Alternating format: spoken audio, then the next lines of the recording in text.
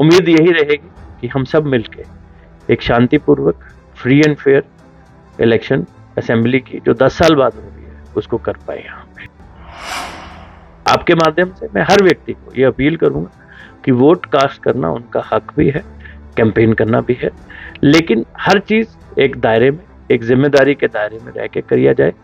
आप सब सिटीजन्स हैं, हम सब सिटीजन्स हैं, मिलके पीसफुल इलेक्शन कराएं। किसी भी तरीके की कोई भी शैतानी, कोई भी ऐसा शख्स जो समाज में पीस को नहीं चाहता है करने की कोशिश किया करेगा तो उसके खिलाफ वो कार्रवाई की जाएगी जो उचित है, जो विद इन लॉज है और जो स्ट्रिक्ट है। लोकसभा इलेक्शन 2024 के बाद जिस चीज की जम्मू की जनता को सबसे ज्यादा प्रतीक्षा थी वो थी विधानसभा इलेक्शंस। और अभी कुछ ही दिन पहले इलेक्शन कमीशन ने विधानसभा इलेक्शंस की भी अनाउंसमेंट कर दी। हम इस समय डीसी रियासी विशेष पहल महाजन जी के ऑफिस में हैं और वो हमारे साथ ही खड़े हैं। जानकारी इनसे प्राप्त करते हैं क्योंकि ये वही शख्स हैं जिन्होंने बड़ी सफलतापूर्वक लोकसभा इलेक्शंस रियासी डिस्ट्रिक्ट में करवाए और अब जिम्मेदारी इन पर है विधानसभा इलेक्शंस की। सर, स्वागत करता हूं आपके NH1 news. Thank you so much. Sir, कैसा माहौल इस समय डिस्ट्रिक्ट में है? क्या आप करने वाले हैं कि इस बार का जो इलेक्शन है लोकसभा इलेक्शन की तरह ही रिकॉर्ड ब्रेकिंग वोटिंग हो? जैसा कि मैं आप लोगों से चर्चा में कह रहा था, it is taking things forward from where we stopped at Lok Sabha elections. तैयारियां बेहतर की जाएंगी, पोलिंग स्टेशन की फैसिलिटीज को और बेहतर किया जाएगा। 436 पोलिंग स्टेशन है 424 की जगह, कुछ पोलिंग स्टेशन बड़े हैं। उसके अलावा law and order, model code of conduct की maintenance, ensuring that the voters are briefed rightly and ensuring that the voters come out in huge numbers on 25th of September to cast their votes, to ensure that they break the record which they have set for themselves in 2014 election। इन सारी चीज़ों के ऊपर कार्य किया जाएगा।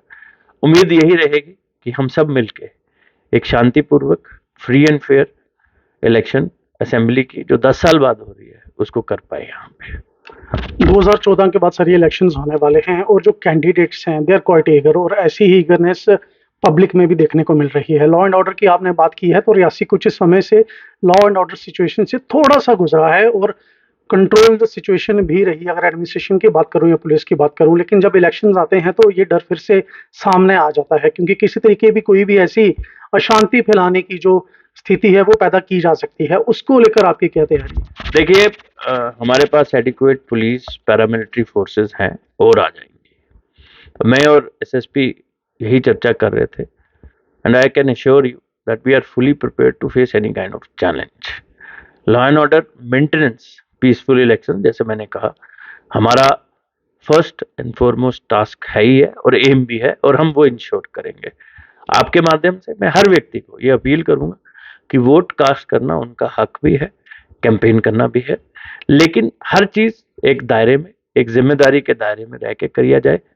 आप सब citizens हैं, हम सब सिटीजन्स हैं, मिलके पीसफुल इलेक्शन कराएं। किसी भी तरीके की कोई भी शैतानी, कोई भी ऐसा शख्स जो समाज में पीस को नहीं चाहता है करने की कोशिश किया करेगा तो उसके खिलाफ वो कार्रवाई की जाएगी जो उचित है, जो विद इन लॉज है और जो स्ट्रिक्ट है।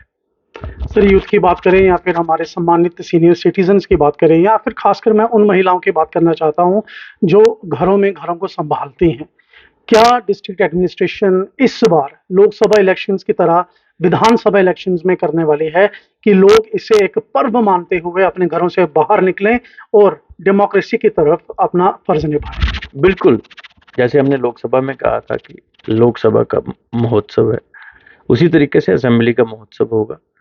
हमने अपने स्वीप प्लान में आज ही चर्चा की है, हर उस लड़की को, हर उस औरत को पहुंचने की, वोट के लिए प्रेरित करने की, जो घर में खाना बना रही है, जो घर में अपने बच्चों का, अपने पति का, अपने परिवार का ध्यान रख रही है, या जो नौकरी करते हुए अपने परिवार, अपने घर का ध्यान रख रही है, बुजुर्ग, specially abled, young voters, enthusiastic voters, उन सबको कैसे प्रेरित किया जाए ताकि वो 25 सितंबर को भारी संख्या में अपने पोलिंग बूथ्स पे पहुंचे, वोट करें और ये प्रूव करें कि democracy is the greatest virtue of this country.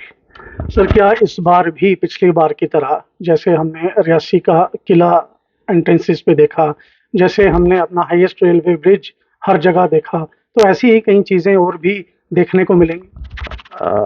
जश्न होगा, महोत्सव है, तो कुछ ना कुछ तो ऐसा करने की कोशिश जरूर की जाएगी कि आपको भी अच्छा लगे, वोटर को भी अच्छा लगे, देखने वाले को भी अच्छा लगे और जोश और बढ़े। हमसे बात करने के लिए शुक्रिया sir. Thank you so much, thank you. तो ये थे डीसी रियासी विशेष पॉल महाजन। 436 पोलिंग बूथ्स पे 3 कॉन्स्टिट्यूएंसीज में रियासी डिस्ट्रिक्ट में वोट्स पड़ेंगे और कई कैंडिडेट्स अपनी किस्मत आजमाएंगे। इलेक्शंस तो हर बार की तरह एक जैसी ही होती है, लेकिन जम्मू कश्मीर की इन विधानसभा इलेक्शंस की खास बात यह है कि ये इलेक्शंस 10 साल बाद होने जा रही है।